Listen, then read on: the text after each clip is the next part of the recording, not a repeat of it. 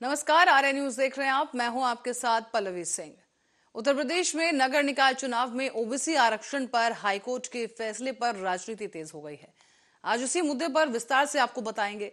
दरअसल समाजवादी पार्टी लगातार बीजेपी पर ओबीसी आरक्षण को खत्म करने का आरोप लगा रही है, तो वहीं सरकार हाईकोर्ट के फैसले के विरोध में सुप्रीम कोर्ट के दरवाजे तक पहुंच चुकी है। तो अब इसी बीच इस मुद्दे पर बसपा सुप्रीमो मायावती की भी एंट्री हो गई है। मायावती का यह कहना है कि कांग्रेस ने केंद्र में अपनी सरकार के चलते पिछड़ों के आरक्षण संबंधी मॉडल कमीशन की रिपोर्ट को लागू नहीं होने दिया, जिससे कि पिछड़े का जो हक है वो मारा जा रहा है।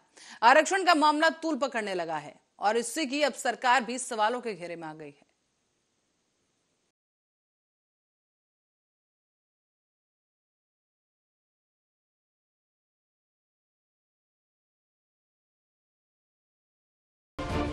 देश के सबसे बड़े सूबे उत्तर प्रदेश में योगी सरकार के तय किए गए ओबीसी आरक्षण को हाईकोर्ट के द्वारा रद्द किए जाने के बाद सियासी घमासान शुरू हो गया है। विपक्ष इस बात को लेकर बीजेपी सरकार पर हमलावर है कि उसने आरक्षण तय करने में जानबूझकर अनियमितता बरती है और सुप्रीम कोर्ट के द्वारा तय किए गए फॉर्मूले को नहीं अपनाया। हालांकि विपक्ष तो इसे आरक्षण खत्म करने की बीजेपी की सोची समझी साजिश का नतीजा भी बता रहा है, लेकिन इलाहाबाद हाईकोर्ट की लखनऊ बेंच के इस फैसले को योगी सरकार के लिए बड़ा झटका इसलिए भी माना जा रहा है कि वो ओबीसी वोटों के दम पर ही दोनों बार सत्ता में आई। हाईकोर्ट ने बगैर आरक्षण के ही नगर निकाय चुनाव तत्काल कराने के निर्देश दे दिए हैं, जिसके खिलाफ अब योगी सरकार सुप्रीम कोर्ट जाने की दलील देते हुए ओबीसी समाज के गुस्से को शांत करने की कवायद में जुटी है। जाहिर है कि इस कानूनी लड़ाई में नगर निकाय के चुनाव कुछ महीने के लिए टल जाएंगे, लेकिन बड़ा सवाल यह है कि योगी सरकार ने सुप्रीम कोर्ट के निर्देश के मुताबिक आरक्षण देने से पहले ट्रिपल टेस्ट का फॉर्मूला नियमों के मुताबिक आखिर क्यों नहीं अपनाया? क्या इसके पीछे कोई राजनीति थी या फिर सचमुच इस कानूनी प्रक्रिया को अपनाने में कोई चूक हुई है? वजह चाहे जो भी रही हो, लेकिन विपक्ष को इस मुद्दे पर अपनी सियासी रोटियां सेकने का मौका मिल गया है। अब बीजेपी को तमाम सफाइयां देते हुए अपनी ही सरकार का बचाव कर। भारतीय जनता पार्टी का पिछड़ों के प्रति व्यवहार हमेशा सौतेला रहा है और आज जो हमें देखने को मिल रहा है, ये पहली बार ऐसा नहीं हो रहा है। भारतीय जनता पार्टी का समय समय पर पिछड़ों के प्रति, दलितों के प्रति हमेशा सौतेला व्यवहार रहा है और आज पिछड़ों का आरक्षण छीना है, कल दलितों की बारी हो सकती है। ओबीसी समाज का आरक्षण खत्म करके न केवल उनको धोखा दिया जा रहा है, बल्कि बाबा साहब द्वारा पिछड़े और शोषित समाज को मिले अधिकारों को छीनने का षड्यंत्र चल रहा है।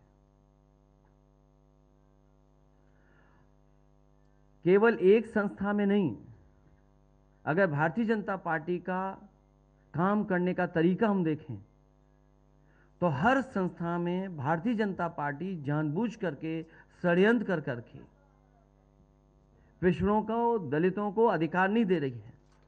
माननीय उच्च न्यायालय इलाहाबाद की लखनऊ खंडपीठ का जो नगरीय निकाय चुनाव के संबंध में फैसला आया है, हम फैसले का स्वागत सम्मान करते हुए सरकार के स्तर से या तो अन्य कोई रास्ते से जो भी रास्ता अपनाना पड़ेगा वो रास्ता अपनाते हुए उत्तर प्रदेश के अंदर ओबीसी का आरक्षण शून्य करके भारतीय जनता पार्टी की आदरणीय योगी आदित्यनाथ जी के नेतृत्व वाली सरकार चुनाव नहीं कराएगी। चुनाव जब भी होंगे, जो भी प्रक्रिया अपनानी पड़ेगी, लेकिन अन्य पिछड़ा वर्ग को आरक्षण के साथ चुनाव कराएगी। सरकार पे जो आरोप लगते थे, सरकार पिछड़ों की विरोधी है, सरकार दलितों की विरोधी है, उनमें से एक चीज तो स्पष्ट तौर पर तय हो गया और दलितों की विरोधी है, ये भी स्पष्ट तौर पर आगे चल के तय हो जाएगा। दो बातें कही है। एक तो उन्होंने त्रिस्तरीय कमेटी बना करके आरक्षण लागू करने की बात कही है और समय से चुनाव कराने के लिए कोर्ट ने आदेश दिया है और उधर सरकार के तरफ से भी बयान आ गए कि बिना आरक्षण के लिए हम चुनाव नहीं करा सकते, हम उसके लिए कटिबद्ध हैं। और सुहेल, जो भारतीय समाज पार्टी हमेशा पिछड़े, अति पिछड़े और सर्वाधिक पिछड़ों को आरक्षण दे करके ही हिस्सा दिलाने की बात करती है।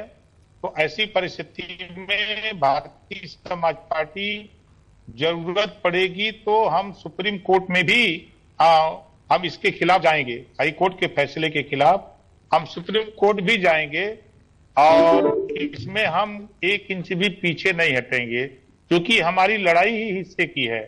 अभी तक जो संविधान में पिछड़ों को 27% रिजर्वेशन मिला, अभी तो वो बंटवारा नहीं हो पाया, उसमें भी सबको बराबर हिस्सा नहीं मिल पाया।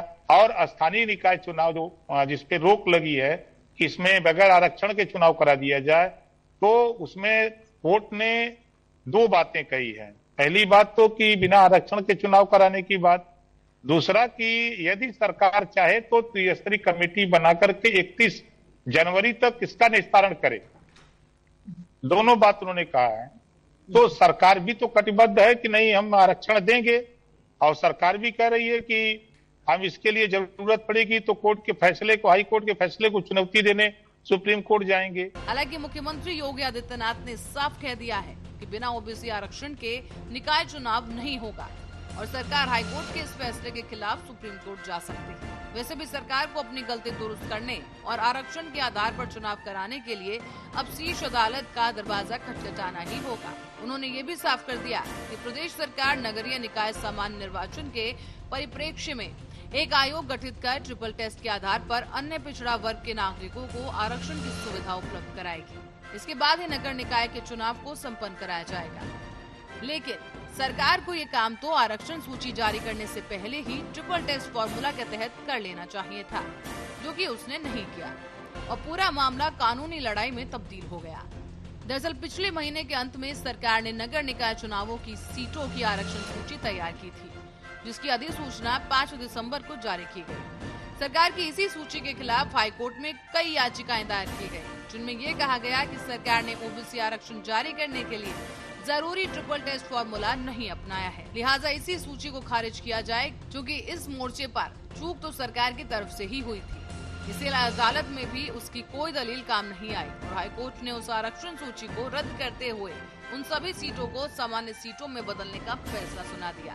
5 दिसंबर को प्रदेश सरकार ने एक नोटिफिकेशन जारी किया गया था, जिसमें रिजर्वेशन को लेकर के वो नोटिफिकेशन था।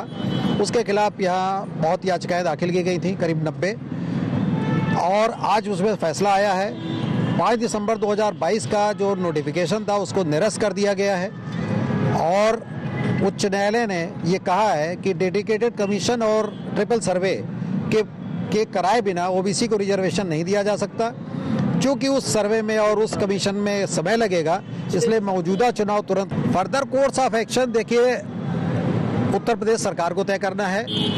अगर सरकार चाहे तो 31 जनवरी तक ये चुनाव करा सकती है, क्योंकि उच्च न्यायालय की तरफ से ये रास्ता साफ हो गया है। सिर्फ ओबीसी को रिजर्वेशन अगर सरकार नहीं देना चाहती है तो सरकार ये चुनाव करा सकती है। अगर सरकार चाहती नहीं ओबीसी को रिजर्वेशन दिया जाए तो सरकार या तो सर्वे का वेट करे और या तो उच्चतम न्यायालय को अप्रोच करे। कमीशन, वही डेडिकेटेड कमीशन की बात की जा रही है, जो भी मैंने आपसे कहा कि जिसमें। अब आपको बता दें कि सुप्रीम कोर्ट के निर्देश पर ट्रिपल टेस्ट का जो फॉर्मूला है उसके मुताबिक राज्य सरकार को एक आयोग बनाना होगा, जो अन्य पिछड़ा वर्ग यानी ओबीसी की स्थिति पर अपनी रिपोर्ट देगा और उसके आधार पर ही आरक्षण लागू किया जाएगा। आरक्षण देने के लिए 3 स्तर मानक रखे गए हैं, जिसे ट्रिपल टेस्ट फॉर्मूला कहा गया है। इस टेस्ट में सबसे पहले ये देखना होगा कि राज्य में अन्य पिछड़ा वर्ग की आर्थिक और शैक्षणिक स्थिति क्या है, उनको आरक्षण देने की जरूरत है या नहीं, और ये भी देखना होगा कि उनको आरक्षण दिया जा भी सकता है या नहीं।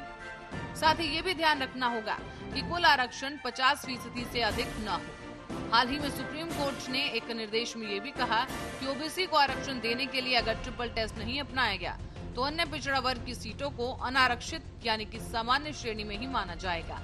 इसीलिए सुप्रीम कोर्ट के उसी फैसले को आधार मानते हुए हाई कोर्ट ने यूपी सरकार के द्वारा जारी की गई ओबीसी आरक्षण को रद्द कर दिया है।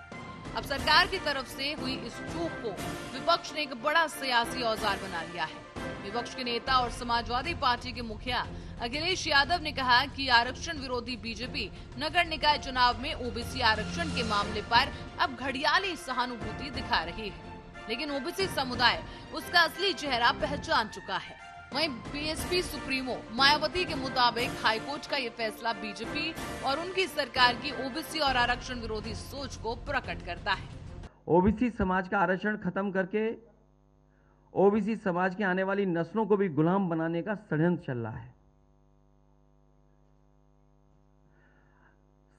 इन समाजों का आरक्षण खत्म करके समाजों को सत्ता से बेदखल करने की भी साजिश है और इसके लिए लगातार भारतीय जनता पार्टी किसी न किसी रूप में तैयारी करती रहती है। समाजों का आरक्षण छीन करके और खासकर ओबीसी दलित उनका आरक्षण छीन करके उनकी आने वाली नस्लों को हजारों साल पीछे धकेलने का भी षड्यंत्र और साजिश सरकार कर रही है।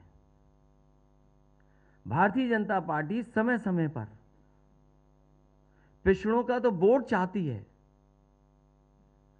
लेकिन सत्ता में उन्हें भागीदारी नहीं देना चाहती। कोई न कोई प्रचार के माध्यम से कुछ लोगों को फुसला करके उनके बीच संदेश भेजने का काम, वोट तो लेना चाहते हैं, लेकिन जब कभी उन्हें भागीदारी देने की बात आएगी तो भारतीय जनता पार्टी उन्हें भागीदारी नहीं देगी। जो फैसला आया उसका हम लोग समीक्षा कर रहे हैं। हर स्थिति में अपने ओबीसी SC/ST समाज के भाइयों बहनों को उनके हक को हम रखेंगे और उनको अपने में समाहित मान करके ही हम आगे बढ़ेंगे। ओबीसी आरक्षण पर एक बार फिर से राज्य में राजनीति गर्म हो गई है। जहां विपक्ष सरकार को पिछड़ा विरोधी बताने पर तुली है, तो वहीं सरकार विपक्ष को मुद्दा विहीन बता रही है। बीजेपी का ये कहना है कि सरकार बिना आरक्षण का फैसला किए चुनाव नहीं कराएगी और अब मायावती भी आरक्षण के इस मैदान में कूद गई हैं। उन्होंने बीजेपी और कांग्रेस को पिछड़ा विरोधी करार दिया है। इसी के साथ ही एक बार फिर से आरक्षण पर बहस छिड़ गई है। इसका राजनीतिक लाभ होगा किसे, ये देखने के लिए इंतजार करना होगा। News desk, Arya news.